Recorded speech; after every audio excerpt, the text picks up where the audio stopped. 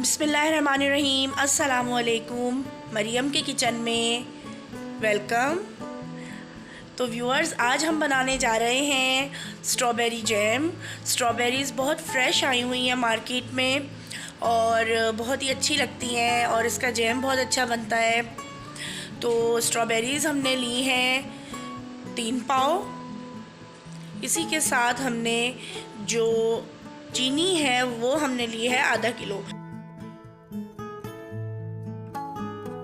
چاپ کر لیں گے ساری اسٹرابیریز کو،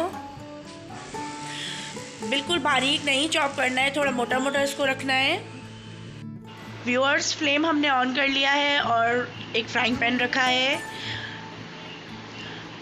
فرائنگ پین میں اب ہم جو چاپ کی ہوئی اسٹرابیریز ہیں وہ ڈال دیں گے۔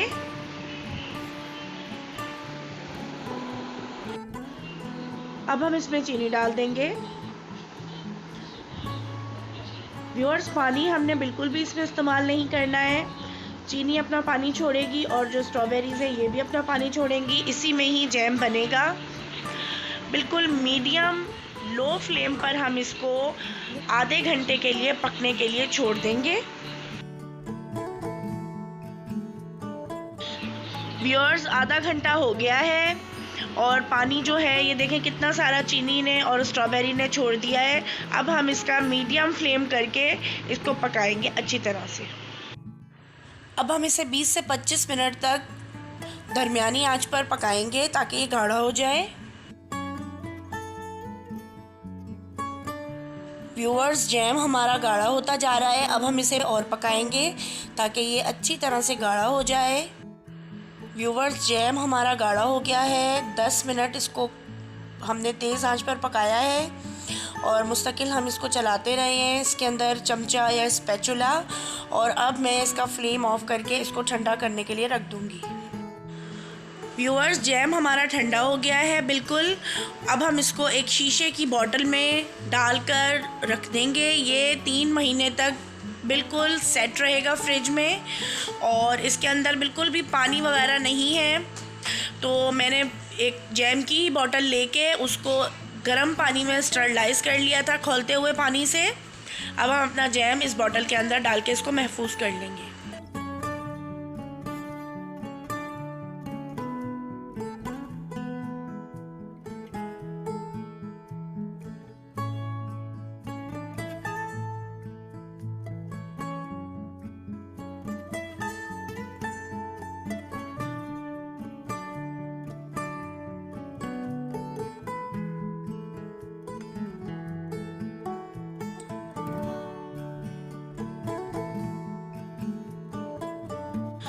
ویورز، جیم ہم نے بوٹل میں ڈال لیا ہے۔ اب ہم ایک جیم کا سینڈوچ بھی بنا رہے ہیں بریڈ سلائس پر لگا کے۔ اس کو بریڈ پر لگا کے کھائیں، پراٹھے کے ساتھ کھائیں یا پین کیکس میں ڈال کر کھائیں، بہت ہی مزیدار جیم بنا ہے اور پیسز بھی ہیں اس میں اسٹرابیری کے۔ تو آپ نے اسے ضرور ٹرائی کرنا ہے اور مریم کا کچن یوٹیوب چینل کو سبسکرائب کریں، لائک کریں، شیئر کریں اور بیل آئیکن پہ ضرور پریس کریں تاکہ میری ہر نئی آنے والی ویڈیو آپ کو بآسانی دیکھنے کو مل سکے۔